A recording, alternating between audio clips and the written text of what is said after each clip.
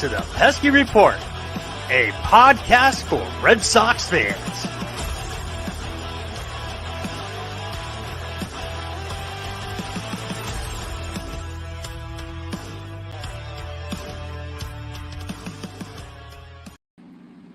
All right, welcome back, everybody. We're here, episode 167 of the Pesky Report. I'm Ed Hand, and I am here today with newly acquired Red Sox, well, technically Greenville Drive outfielder, Corey Rosier. How are you doing today, Corey? I'm good, man. Glad to be on the show. Now, did I pronounce that right? Is the R silent, or is it Rosier, or is it Rosier? So it's actually pronounced Rosier. Rosier. Okay, great. I'm glad I asked that because I would be saying it wrong for the next hour, and it would not. It would not be good. How are you doing, man? I'm good, man. Definitely been a wild ride, but here we are. Yeah. So this is actually you came over. Gosh, has it been 1 week now or week and a half? I think yesterday made it a full week. I think. Yeah, so for those of you that don't know, Corey was part of the return in the trade that brought Eric Hosmer and also Max Ferguson into the Red Sox organization. Jay Groom came over to San Diego in that trade. So this is actually your second time being traded, right? Yeah, it is. So I signed with the Mariners last year. I was part of the Adam Frazier trade to the Padres in the offseason, and then just got a part of this trade as well. Yeah, so that's a lot of movement in 1 year. But before we get to that, you're from Maryland, right? Yeah, Southern Maryland, about 20 minutes south of DC. Okay, so that's pretty that area there. Well, did you grow up a Nationals fan? I'm actually an Orioles fan. Baltimore. Oh man, that's it's been a tough couple of years for not even a couple of years. It's been a tough few years for you guys, but that's I mean they were looking good this year, so that's got. Do you still watch like their games when you get the chance to, or? I kind of just see the highlights and stuff. I haven't been able to watch as much this year just because we're kind of playing at the same time, but I kind of check in and see how they're doing here and there. But they've been playing pretty good baseball. Yeah, no, it's been especially. It's so funny that they traded Mancini and they traded Lopez, and they just keep winning. Yeah, I keep seeing like memes and stuff about it. No, they're not even trying. They're not even trying to at this point. It just keeps on happening. Now, who was your favorite player growing up? Favorite player growing up? I don't know, but Mookie Betts is my favorite player. Oh man, that's you're going to endear yourself a lot to the people here with that one, because even he's been gone from the team for 2 years now. I think he still might be the most popular guy on it here. Yeah. Like people miss Mookie. I mean, and you can't blame him. Watching that guy play was just it was special. And oh gosh, you don't miss it until it's gone. It's kind of like even with Jackie Bradley Jr. and just seeing his defense day in and day out. It's it's definitely special. Now, have you always been an outfielder? So I actually didn't move to the outfield full time until my junior year of high school. I was a catcher. Really? A catcher and the fastest kid on the field at the same time. Yeah, is that why they moved you? Was it just were they like, well, you could probably get these fly balls a little better, sort of a waste to have you back here? And there's no need to waste the legs back there. It kind of started just because we didn't really have a lot of people who were able to block the ball, so that's kind of where it started. Still pretty athletic, so and then I got to my private school, and then they actually had good catchers and stuff, so they were like, all right, get in the outfield, kid. Now, did you still want to catch though? Like, do you still do that? Because I know teams have emergency catchers. Like, is that something that you would ever consider doing? Never. I tried. I was a junior college guy, and I tried to catch a bullpen there. Guy throwing like 94 with sink, got palmed once, and I was like, yeah, never again. Oh man, yeah, that seems. It seems like a healthy transition there. Yeah. Now, which of the outfield spots do you like the best? Left, center, and right? I personally like center the best. I've been playing a lot of left this year, which I don't mind, but I like center the best. That just everything's in front of you, and you kind of like control over everything. So I definitely like center the most. Yeah, I've heard that the angles for center field are a little easier than left and right. Like it can be very. I mean, I've never played. I've never been an outfielder, even like when I was actually playing baseball. But I I can't imagine having those like jump up on you and left is a lot of fun, and then you just have to adjust to it. Yeah, especially when those big righties get up sometimes. It's like, oh god, where's he gonna hit this one? Who and now this is a question from I did a little bit of an open. What questions might you have today for Corey? And one of them, and this one was from let me just get the name. Colin McGonigal asked, "Who do you model your game after?" Um, Honestly, I don't really think I try to model after anyone, but I think I'm a gritty player, always playing the game hard, always looking to take the extra base, and just bringing all the energy I have every day is who I try to be. Yeah, I mean, it can be tough to tell just based off the numbers, but just looking at your stats for the past 2 years, you're not you're kind of an atypical player for this day and age in baseball. You make a lot of contact, you walk a good amount, and just from the stolen base total, it looks like you're fast as hell. Would you say that that's accurate? Yeah, I'd say that's pretty accurate. Now, so do you think that if you ever wanted to be a power hitter, you'd be able to do it? Because I see like with your UNC Greenboro numbers here, you hit 12 home runs for them.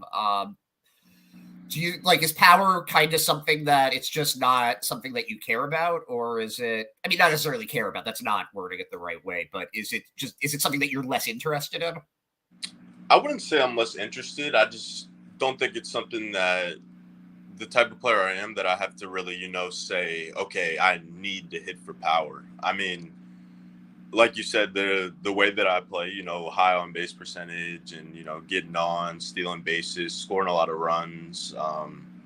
It's not really, in the game anymore. So I think, a guy that can do that, holds value to our organization. And it's probably the reason that I've been traded twice already because Yeah, it's got to feel nice to be wanted at least. It is, man. I mean, and that's how you have to look at it. I mean, the goal at the end of the day, regardless of what team, is on the front of my chest, is to be a big leaguer. And, wherever I go, that goal isn't going to change. And I'm still going to be the same player that I am, give everything I have every day. So. Now, you said you started off as a catcher. When did you start playing baseball? So I started when I was 5. Oh man, so you're a real. So sometimes when we talk to people, it's like, oh well, I was 16 and I was pretty good at football and I was pretty good at basketball, but I got the most scholarships for baseball. So you've really been doing baseball pretty much the whole time. I have, and I actually played basketball too growing up, but I had ended up having to give that up because I realized that I had a future in baseball. So I poured my heart and soul into it, man. Yeah. No. When? How long did you do basketball for? My last year was my sophomore year of high school. Gotcha. What spot did you play? I was a shooting guard. Cool. Yeah, that's like. Do you bowl also? Because then you've got the Mookie Betts trifecta there: the baseball, bowling, basketball. I'm not quite like Mookie, but I do like the bowl. Mookie's nasty, man. Yeah. I've seen these like videos of him and he does these like mother-son like tournaments and his mom's like a really good bowler also. Like that's who he learned it from. Must run in the family. God. Can you imagine being that athletic that you could have picked any sport? I've seen him catching passes like for football. Like it must be just having to pick one and only one. That's just something special there. But when did you realize that I don't want to say we're better than everybody, but when did you realize that there might be a future for you with baseball? I'd say, my bad. I'm on my phone. Someone just. Oh, no worries. But I'd say my probably junior year of high school was when I was like, okay, I really have a shot at this thing. So I went to this private school, graduated from this private school called Riverdale Baptist. And my junior year, I mean, we were really good. I think we have 4 guys off that team in pro ball, and Oh that's a wow. high school. Yeah, that's a high school team. And there were scouts coming out, watching different guys, and I was right there performing with them. So I was like, okay, I can really make something happen here. And then my senior year, I thought I was going to sign, and then I didn't. So then I went to college. But I'd say that's when I realized it was my junior year of high school. Yeah. Now I saw. How did you end up in that high school? Because I actually looked it up in preparation for this, and there were a bunch of pro athletes that came out of there. Oh God, what was basketball? I think Beasley. Yeah, Beasley. There was a guy for the Rockets. I think I want to say his last name was like, can't think of it off the top of my head, but there was a few basketball guys, and I think there's actually a few guys in the NFL right now. Yeah, no. And there was actually one WNBA player that I think would have been around your year there, Shakira Austin. Yeah, she did win like first overall, didn't she? Yeah, no, she's like an absolute beast. And was she your year? She was. Yep, she was. Same graduating class. Did like all the athletes hang out together, like, or is it sort of like separated by sports? I wouldn't say it was separated. Everyone was kind of pretty chill because everyone was athletes. So, they get the daily grind of things and stuff like that. So that must have been really cool, though, being around that much talent, though. Like, that definitely, like, because I feel like if you go to a school where, it's like 500 people and no one's really left the town, you're not going to see that as being a possibility. But, right. I mean, with all of that, you must have known. That makes so much sense that you would have been like, okay, I have a shot at this at that point. But not getting, was there, going into draft day in high school, had you talked to scouts or anything like that? I talked to a few. I didn't really have an agent though, so just kind of navigating the process by myself. And honestly, probably better that I went to college because I probably still needed to grow up a little bit more and learn different things about the game to become the player that I am today. Yeah, so did you do you did junior college first, right? I did for 2 years. How was that? How was playing there versus high school and then versus when you moved to one of the bigger schools? It was honestly awesome, man. I played at Chipola Junior College for 2 years, and Coach Jeff Johnson, he's a legend, man. I mean, you look down the list of guys that he's coached and, where guys have gone after playing for him, and it's just legendary program. And I'd really say that it, shaped me into the player that I am today, playing for Coach J. How so? Like what was, I guess, what did you learn most from that? What was your biggest takeaway? I'd say always playing the game hard. We, dealt with different adversity and stuff like that. So my freshman year, we actually had a hurricane hit our part of the Panhandle. Like the eye of it literally went through our town, and we had to evacuate, miss like a month of our fall. And so we came back, and in the spring, I think we started off the year 10-11, and then we went on like something crazy, like I think a 17 or 18 game win streak. Ended up making the state tournament, won that, and then got to go to Grand Junction for the JUCO World Series. So it was awesome, dude. Oh man, really cool experience. How is that? Because I've heard with the with over your Creighton for the College World Series, but what's the JUCO one right like? It was sick, man. I mean, we were playing in front of I think 10 to 12,000 people. Everyone treats you like you're a superstar. Like everyone's coming up to you, asking for autographs. It's really like a pro experience, honestly, I'd say. Man, do you get a taste of that and you're just like, oh man, I've gotta keep going? Yeah, I could definitely get used to this for sure. So where did you go from there? COVID was my sophomore year at JUCO. Was having a pretty solid year, and then once everything shut down, made the draft 5 rounds, and I went to UNC Greensboro after that. Cool. What did you do during the when everything was canceled? Were you like just working out in the backyard, or what do you do in college for that?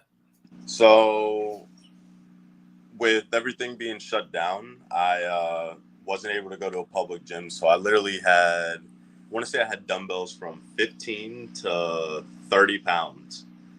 and was doing full body workouts with just those dumbbells, and I think I had a kettlebell down there as well. Oh But my god.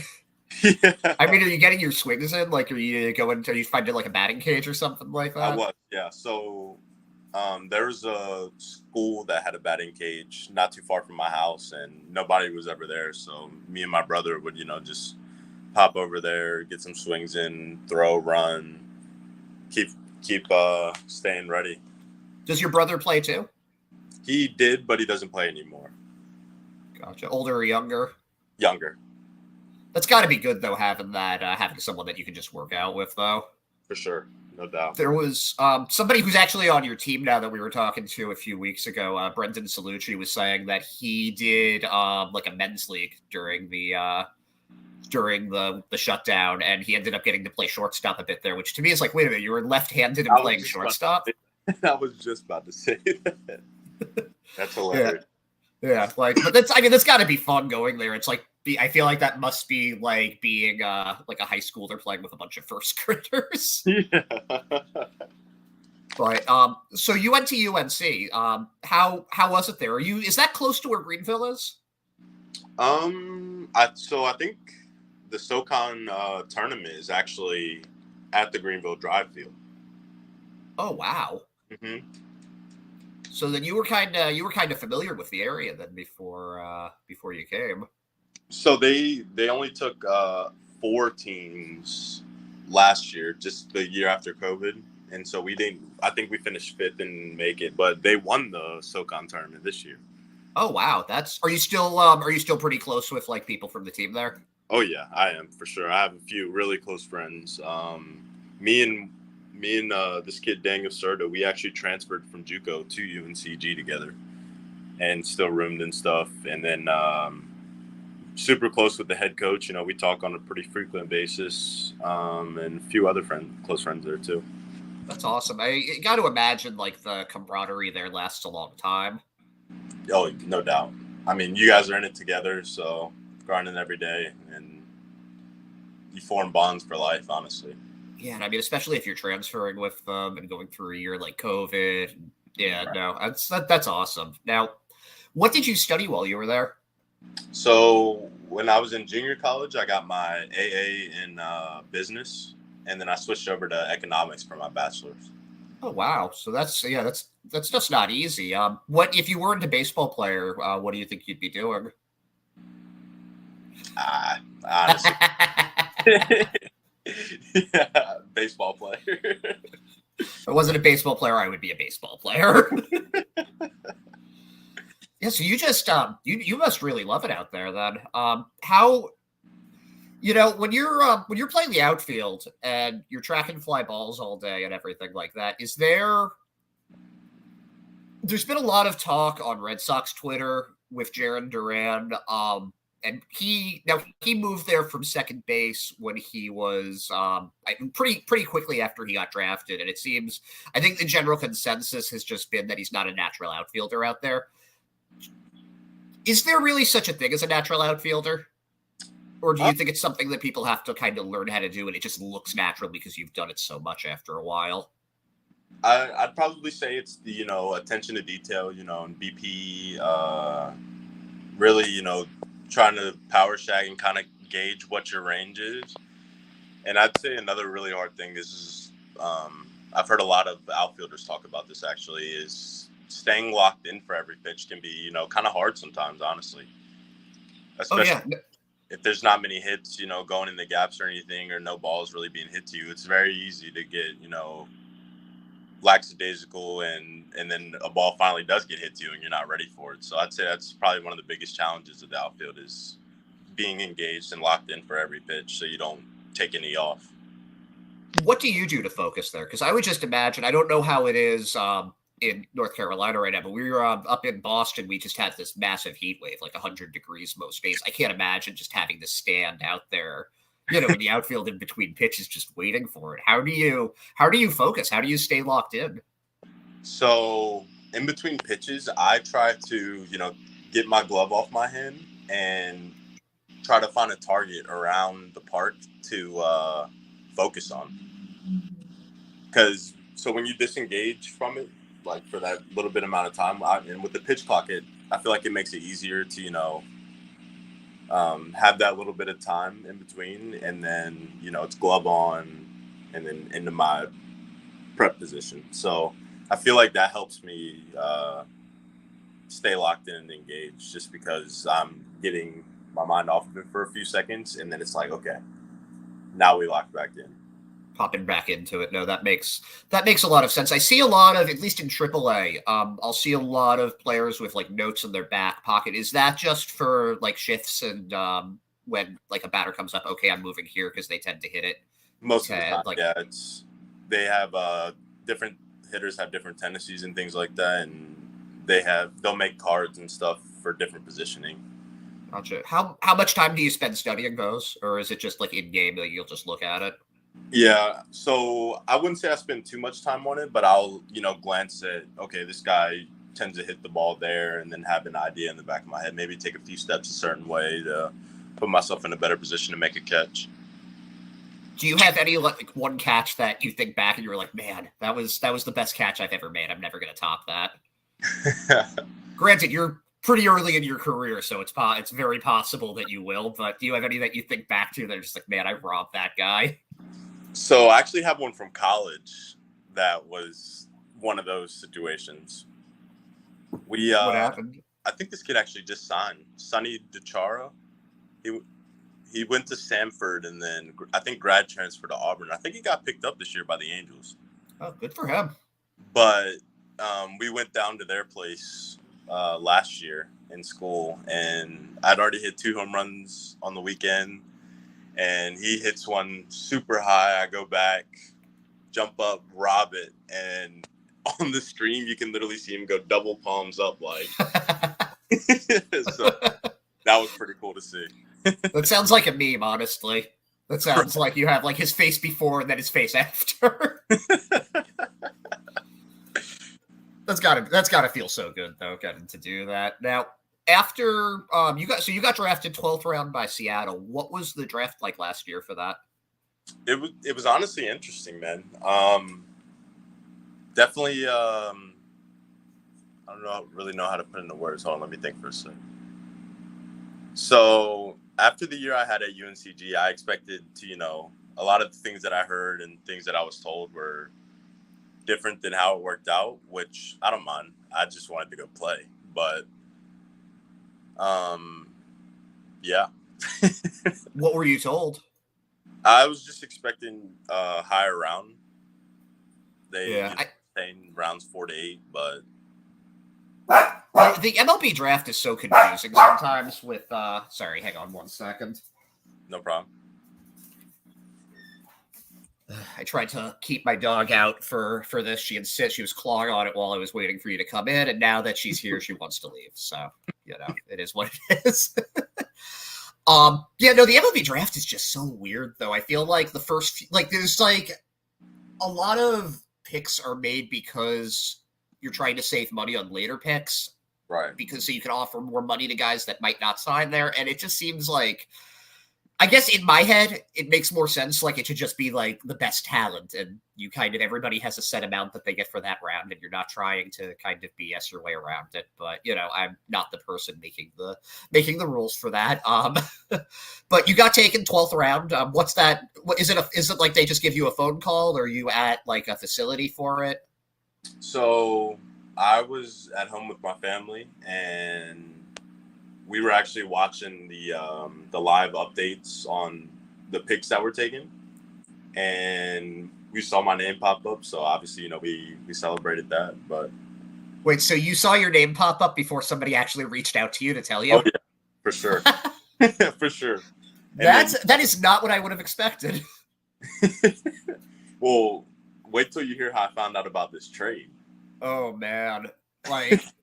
The Red Sox trade or the Padres trade? The Red Sox one. Okay, we're gonna hype that up but I want to get to that in chronological order. Okay. So you're with them. How was it with the Mariners? How was that initial? How was your initial experience with them? Did they just send you out to the complex league, or were there negotiations? When the draft happened, I think I had 2 or 3 days before I was on a plane to Arizona. And then, so I didn't play summer ball after the college season. I just, worked out and hit and things like that, worked on different things that I needed to. And so I went out there and they had me do kind of like a progression to get ready to play again. I think it was 2.5 weeks. And then I played one game in the AZL and then went straight to low A after that. Were they just like, okay, we've seen enough, you're good? Yeah, I think, with me being a college guy, they didn't see any reason to, keep me in rookie ball or anything like that. So yeah, no, that makes sense. Where was your, it was the team was like the Nuts or something like that, right? The Modesto Nuts. That, first of all, minor league teams just have the absolute best names. Absolutely. Between that, the New Orleans Baby Cakes, the Rocket City Trash Pandas, the Binghamton Rumble Ponies, they're just really fun names. But how was playing for the Modesto Nuts? Where about? I don't know where Modesto is. So Modesto is in the Valley of California, so there's really not much around there. We had fun though, dude. We went on a 14-game win streak while I was there, so that was pretty fun. And obviously not the nicest park. We had wooden fences in the outfield, so that was kind of tough not having the padded walls. But that sounds like if you go into the wall, like, are you nervous that you're going to knock it over? I'd say you're more nervous that you were going to get hurt because them things were sturdy. I mean, both things could happen at once, I guess. But if they're I guess that's true. If they're sturdy enough, then yeah, you're gonna wipe yourself out there. Did you ever have to like make a play there, and you were just like, okay, you know what, this can be a double, it's fine? No, I don't think I had one, but I definitely saw a few of them. Yeah, that's got to be a little nerve, and also because a lot of these college fields, especially like the higher, like the D1 schools, those are really beautiful stadiums. That's got to be kind of strange going from one of those to wood fences that you could break your ribs on. Absolutely, yeah, that was definitely eye-opening, but nonetheless, it was a good time, man. Honestly, really. I mean, just looking at your numbers there, yeah, it sure looks like it was a nice one for you. 390 batting average, 461 on base percentage, and I mean the 3 home runs in 141 plate appearances. I mean that's not bad. That's not bad power. The triples, doubles, 8 doubles there. For sure, and I think as a part of players' development, I feel like more power just naturally comes as guys age and go through their journey. I mean, if you look at a ton of minor league or ton of major leaguers now, there's not a ton of guys who were super home run hitters hitting 20 to 30 jacks throughout the minor leagues. Oh yeah, definitely. And I feel like, and I mean, I'm asking you all these questions about like power hitting. I am by no means suggesting that you should be trying to, hit 450-foot bombs or anything like that. I just find it to be very interesting how the game has really changed to be that true 3 outcome, right. Strikeout, walk, home run thing, when you need to get guys on base and there are other ways to do it. And it's a lot more valuable, to be able to put the ball into the outfield than to, strike out or hit a bomb, I think. No doubt about it. So you ended up getting, was that during that season that you got dealt to the Padres? Was that, that was 2021, right?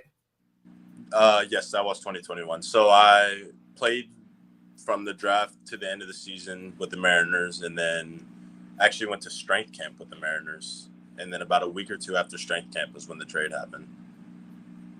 That's wild. How did that happen? Like, how did they? Because they had, I feel like hadn't the Padres just picked up Frazier from the Pirates?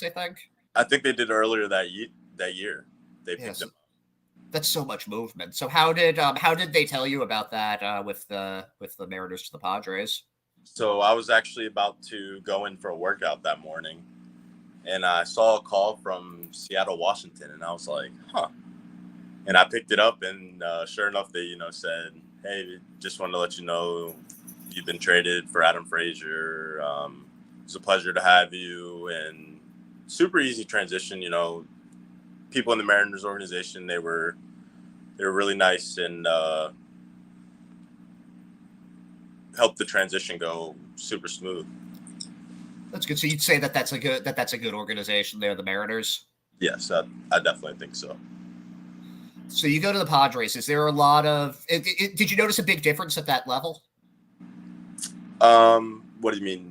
Big just between the way that the Mariners ran their team versus how the Padres were. Like you were saying, you were at conditioning camp. Did they send you to something similar with the Padres? What's the offseason like from one team to another?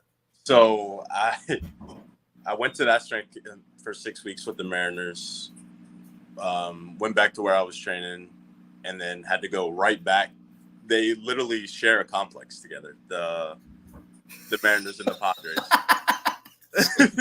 So it's like when a guy gets traded and they're playing the team that weekend, basically. Literally. So I was right across the street, same area, knew all the spots in the area. So that made it a lot easier for the transition. But I went out to the Padres strength camp after that, got acclimated with their staff and things like that. And yeah. Yeah. Coming into spring training that year, did you get to play with the big league team at all, or was it all minor league camp? Just all minor league camp. I was hoping they'd sneak me in there a few times, but they didn't. So, yeah, but hopefully this year though, or the 2023, I feel like you've definitely got the profile for that. So, and that was only my first spring training, so that's all right. Yeah, was that how was that your first spring training? It was fun, man. There was people all over the complex every day, asking for autographs and things like that. Kids. Love interacting with the kids, and that's the future generation. So you never know who you're influencing.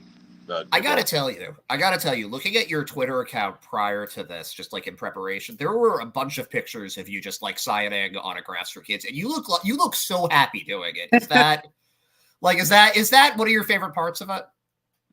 It is, man. Interacting with people, you never know what somebody's going through, or what their situation at home is. So that little, moment can bring joy to them and inspire them to, maybe do something cool in the future. So, yeah, no, people, I was at a double A game, a few weeks ago, and my girlfriend's like little 5-year-old cousin was throwing out the first pitch, and he's at that age when he's really starting to get into baseball.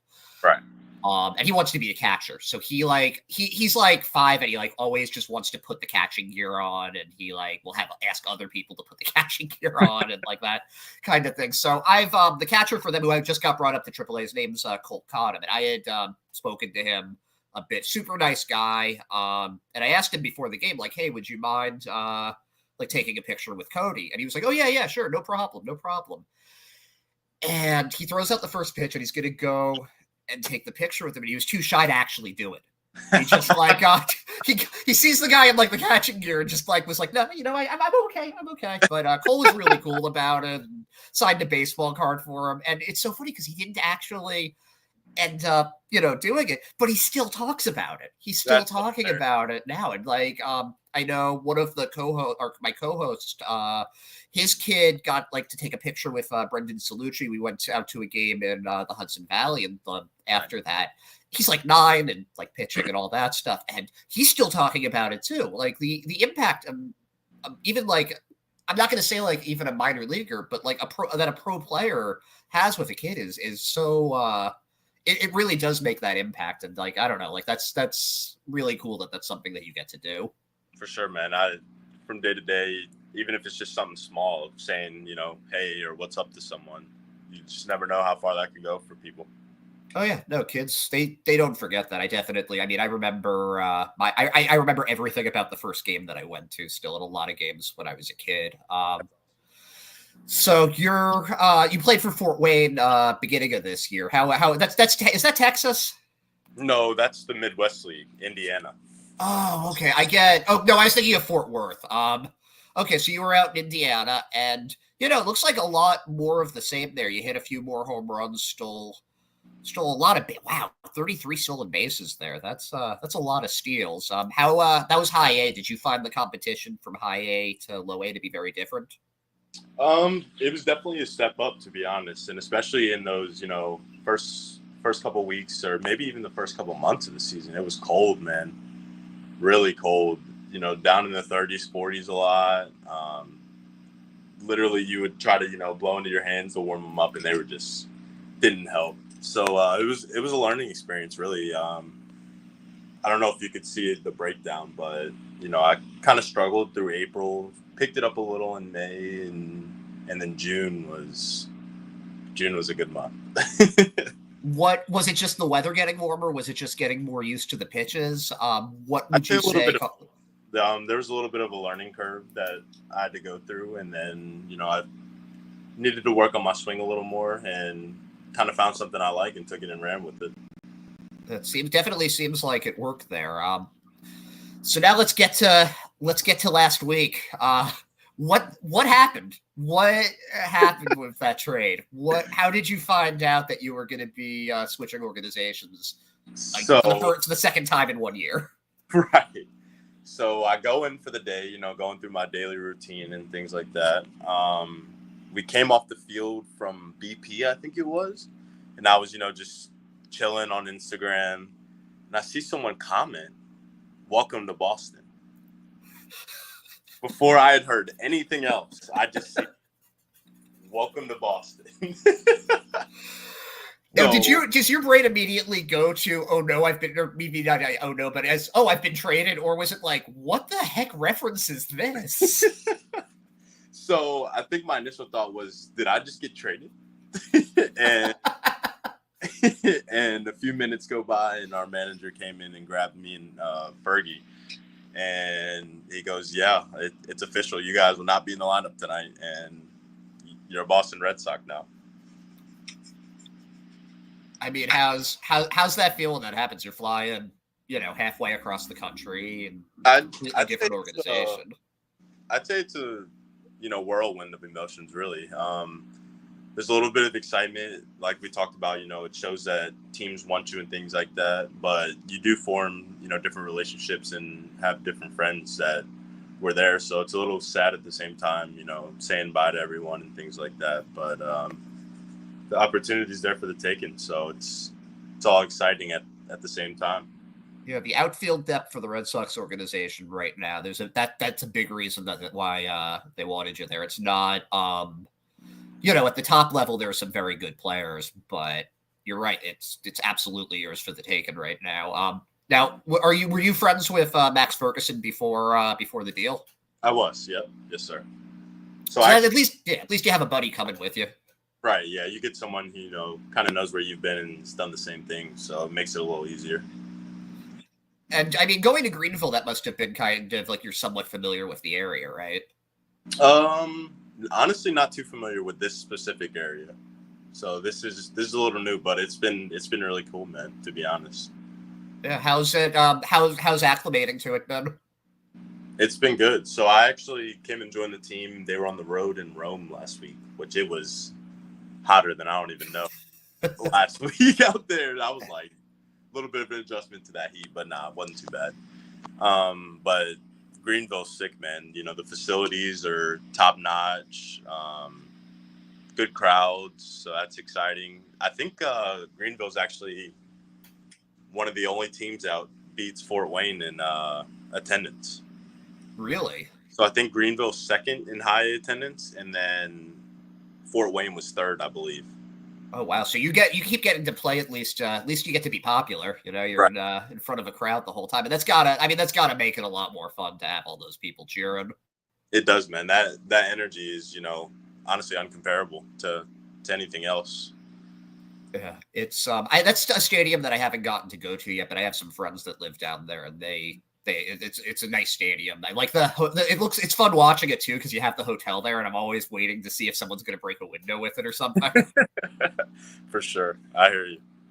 Do you ever take target practice during batting practice with that? trying to hit it. So I'm a left-handed hitter, so a lot of my power is into the right side, right center, maybe a little center too. But I'd say Oppo, I more just hit screamer doubles into the gap and things like that. Yeah, but which, for your skill set makes a lot more sense. Right. But watching, guys like Big Joe Davis, I don't know if you've heard that name. I love Big Joe. Puts on an absolute show during BP. Oh man, that's got to be so much fun. You know what his so he got a bobblehead for Salem this year because of his whole do you know his nickname? Other than the one besides Big Joe. Okay, no, I do not actually. So there's a player on Portland named Steven Scott who's like a catcher, and they roomed together last year, Okay. and they referred to themselves as the Meatball Brothers That's because hilarious. they lived in a trailer together and they had a bunk bed. I don't remember which one had which bunk bed, and they make like beef jerky together and like just like hang out, and they were like good friends. And then Scott got promoted, and that was earlier this year. He's actually doing pretty well with the Sea Dogs.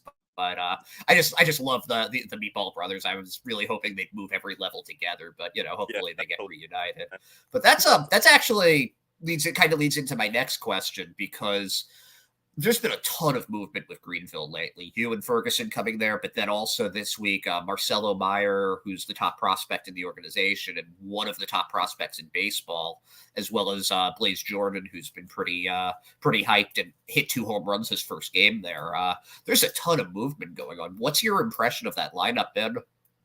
I think we're freaking a lot of talent, man, from top to bottom. There's occasionally, you'll play with guys that are kind of, like, okay, this guy's really good. And then there's sometimes guys that just fill spots, but there's no holes like that on this team, man. I mean, if you look at 1 through 9 on the lineup, it's a guy.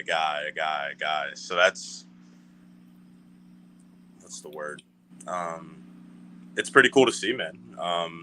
I think iron sharpens iron. So, when you're playing with guys who are also good, you feed off of each other and different things like that. Like our chatter in the dugout's really good.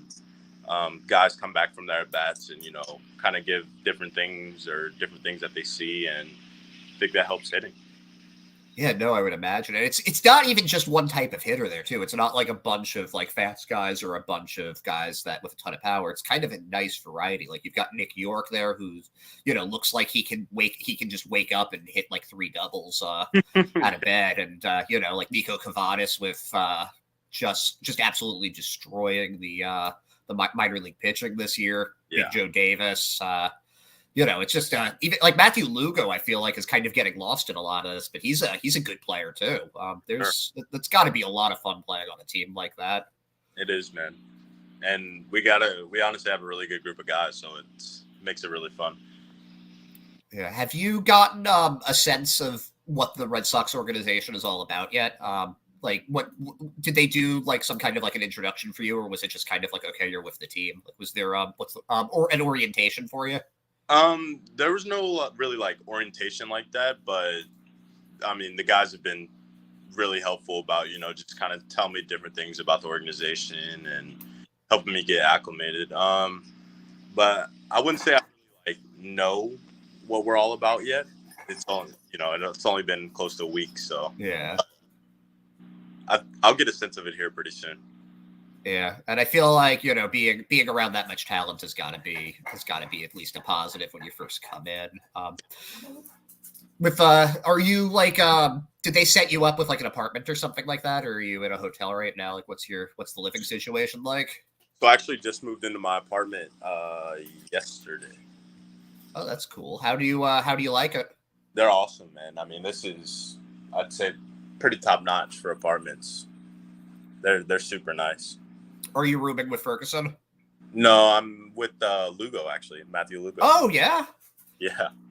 He's he's Carlos Beltran's nephew. That's the thing that everybody talks about with him around here. But he's been hitting. He's having a very solid year. It's gonna be interesting. A lot of home runs.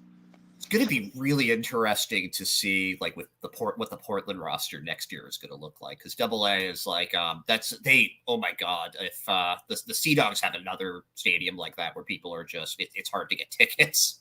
And I actually work in Worcester for the Blue Sox. I do data streaming for them, so I get to be at a lot of those games, and it's nice. I don't know how it is for other organizations, but the Red Sox fans really do love their minor league baseball. They love their prospects. They love just getting to go to the ballpark. For sure. And being up that way, towards Boston probably helps a lot with that too. People travel down and see different guys and stuff like that coming through the system. Yeah, no, it's and I mean, you should see it when somebody's rehabbing. Chris Sale did a rehab start last year there, and you couldn't get tickets. It was the first year for the stadium in Worcester, and it was just totally sold out. I'd been to a lot of games that year. There's usually a good showing, but this was like for standing room only. You couldn't find a spot. Wow. It was insane. I'd never seen anything like it. Sounds like So that's really awesome, though. I'm glad that you're starting to acclimate in well, and that the players are, like you guys are kind of learning from each other. Is there anything that you feel like you've picked up already, just as far as for your game since you've come in? I wouldn't say there's one like specific thing. It's kind of just a collection of things that have been, helping from the day-to-day basis. Now, if you were to, I guess, like looking back when you were in high school and thinking about being ready to, become a pro ball player, is there anything that you would tell like your high school self to watch out for that you wish you had known back then versus now?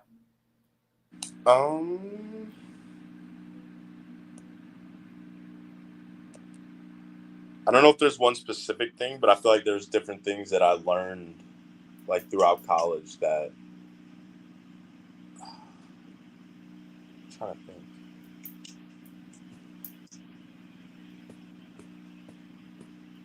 Yeah, I don't think there's one specific thing. Right. Yeah, no, that's one thing for me that always I have like the big Ted that Ted Williams quote that's like baseball is the only field of endeavor where a man can succeed 3 times out of 10 and be considered a good performer. And I always think back to that with baseball players because it really is the only sport that you can fail 7 out of 10 times and be considered one of the top things in in your profession. And it always amazes me the guys that succeed have such a short memory. Yeah, but also a long memory. Right. No doubt. I think it definitely is a game that you have to do that. I mean, playing every day, there's gonna be days that you don't have your best stuff and still finding ways to compete. And that might be the thing that I would tell my younger self. Just kind of go out there, and it's gonna be like you're not always gonna be 100%, and that's right. Okay. For sure. What do you like getting into outside of baseball? I play a lot of video games. Oh yeah, what? We talked to Philip Sykes, another outfielder there the other week, and he was saying the same thing. What games do you like? So lately I've been on MLB The Show a lot. A little bit of Fortnite in there and Call of Duty Warzone. Are you just waiting for to have like yourself as a player in MLB The Show? Oh yeah, that one of my buddies in Fort Wayne, Robert Hassel, well, he's with the Nationals now, but he got his card, and that was sick to see, man. You can literally go buy yourself in the game, so that's really cool. Did it look like? Did the player like? Did it look like him? It actually did. Surprisingly, it did. That's really cool. I mean, do you follow the all the scouting reports and like Baseball America and all that stuff? Is that something that players you think follow, or is it sort of background noise? I'd say it's more background noise for me. I'm sure there's some guys who will follow it, but at the end of the day, the people writing those most of the time weren't in the game, so they just look at numbers and then okay, we'll say this about this guy. So I mean, is it cool to make it on things like that? Absolutely, no doubt. It's always cool to be recognized and fun to be recognized, but I don't think that's something that really needs to be too much caught up on. Yeah, I think that that's a fair point. And I think that that's one of the things that, having grown up here in Boston, people are very passionate about their sports here. I mean, not just baseball, but I feel like with the Red Sox, a lot of the time people, it's like you said, like they've never really played the game themselves, but they think they know what's going into it. Right. How do you ever when you're on Twitter, do you ever look yourself up, or is that something that you kind of try to stay away from? Yeah, I try not to get too caught up into it. Yeah, I think that's very smart. I feel like it was probably a lot easier before social media. Absolutely, man. There's so much information out there now. It's crazy. Yeah, and the stats that do you follow the statistics at least with how you're doing, and so oh, I have X amount of steals or that kind of thing?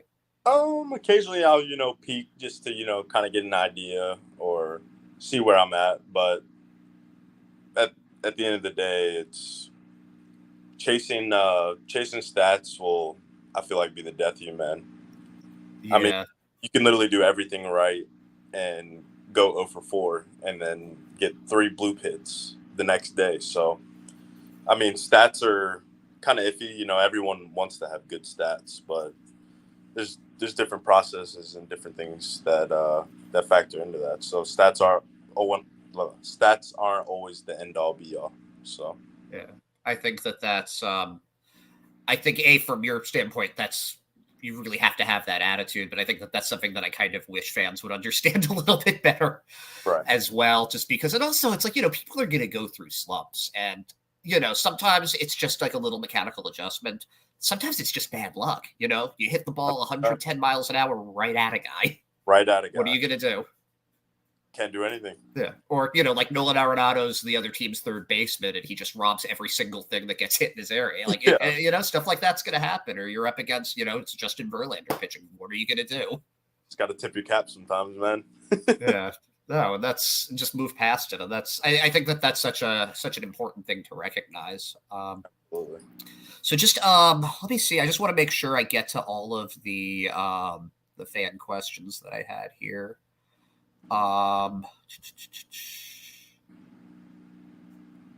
Okay, so you played with Tyler Miller at one point from Auburn. Tyler Miller? Tyler Miller, is that accurate? Or I want to say we were supposed to be on the same summer ball team, but that was the summer before the draft, and I ended up. Okay, gotcha. Because he's with Salem right now, so I was just wondering if you had, I guess, any friends in the organization prior to coming to Boston.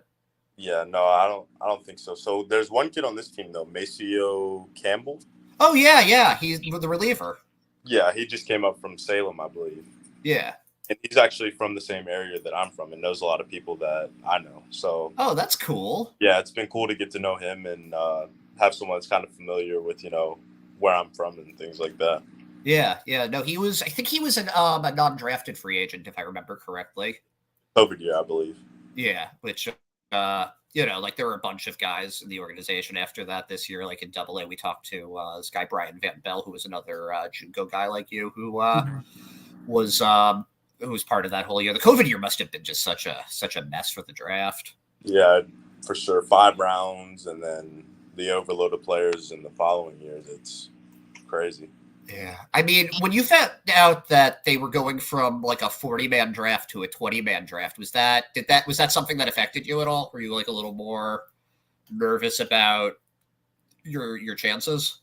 I wouldn't say nervous. I just knew not being able to play the full year was going to affect that because they didn't really get to see me for as long. Yeah, that makes sense. Yeah. That makes sense. Trying to think if I have any other questions for you right now, but what are you looking forward to for the rest of the season? Where do you see yourself in come September 31st this year? I just, want to finish up strong, man. I really want to get to 50 bags bad. I'm a little bit of ways away from that, so I'm gonna have to get on a tear here soon. But I'm honestly really excited for the off season. Do you have any plans for it? Oh yeah, I'm planning on going down to Tampa with a trainer that I know and getting that work in, dude. For real, I'm excited for the player that I'm going to be come day one next year. And obviously, that's not thinking, oh, I'm ready for the season to be over, because I genuinely do love playing the game, but I'm just excited to develop and grow more in my process. So it's exciting stuff. Yeah, no, that's awesome. And it's going to be, I'm looking forward to kind of being able to follow you in the lineup every day now. It's just really cool getting to see you guys develop. And that's what I love. That's the other thing that I love about minor league baseball is really just that once you get to the big leagues, it's much more about winning and losing, I think. Not that winning and losing in the minors isn't important, but I think that I really like seeing the player growth. I like seeing a guy, come in one way at the beginning of the season, and at the end of the year, they've become so much greater than they were at the beginning of it. I think that's such an amazing thing to watch. So yeah, thank you again so much for doing this. And where can people follow you online? I'm pretty sure I'm on all social media platforms. So just you can follow Corey anywhere you want to there. You okay there? So I got another phone call, my bad. Oh, gotcha. That's been one of those days, dogs trying to get attention. Actually, that's going to be my last question for you. Okay. Do you have any pets? Did you have any pets growing up? So I have a dog back home named Chloe. Oh, it's a great name for a dog. What kind of dog? She is a Corgi and Chihuahua mix, actually. Are you serious? That's my dog. Is a Corgi Chihuahua mix. No way. Yeah, no, seriously. She's in the other room now, so I'm not going to go and run in to get her. But wow. She was a rescue out of Mississippi. We think there might be a little terrier in there too, but no, she's there she is. Hey, Penny, come here. Yeah, hang on a sec. Yeah, this is. No way, man. Yeah, that's awesome. Yeah, how old is Chloe? I want to say she's 2.5, 3 now. I wonder if they're related or something like that, because that's how old she is. No way. So she has this really thick fur layer, and it kind of looks like reddish, when the sunlight hits it and things like that. Yeah, she's a little more when we got her, she was a rescue, and she was kind of she was 100% white when we got her, and a little emaciated. And after about a month, she developed this she's all orange now. I wouldn't say it's a full-on red. It's a strawberry blonde, I guess. Yeah. I feel like it's kind of the same type of color, honestly. Yeah. No, she's a really good dog. It's just that bark is a little intimidating because she's so small, but she's got that corgi bark. Yeah. Well, they always got to make their presence known, so.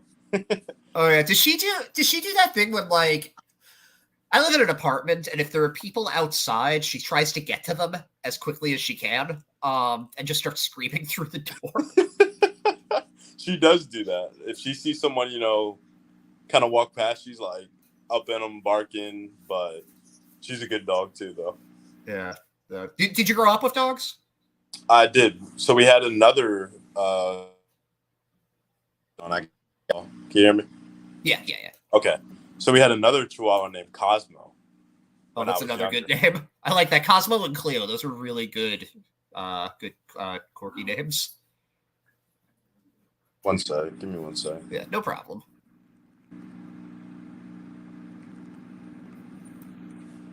Okay. There we go. But, yeah. Yeah. That's awesome. That I think that might be my favorite tidbit from this whole thing. If honestly, if you could post a picture of that, of either Cosmo or Cleo, we would make that dog famous. Bet. I'll make it happen for sure. I'll find a way. Thanks again, Corey. This was an absolute privilege, and just best of luck the rest of the season. Really, really just wish the absolute best for you. If you ever want to come back or anything like that, just let us know. This is a lot of fun. Sounds good, man. I appreciate you having me on. It was a good time, good chat. Yeah. See you. Good luck tonight. I saw what happened last night, expecting an offensive explosion. So right. I'll see you. I'll see how that goes, and see you all next time. Sounds good. Thanks for watching. Make sure to follow us on Instagram, Twitter, and Facebook at Pesky Report. Make sure to like, subscribe, and leave a review. Thank you for listening to this Belly Up Sports Podcast Network product. Some said we go belly up, so we made it our name, and we're still here.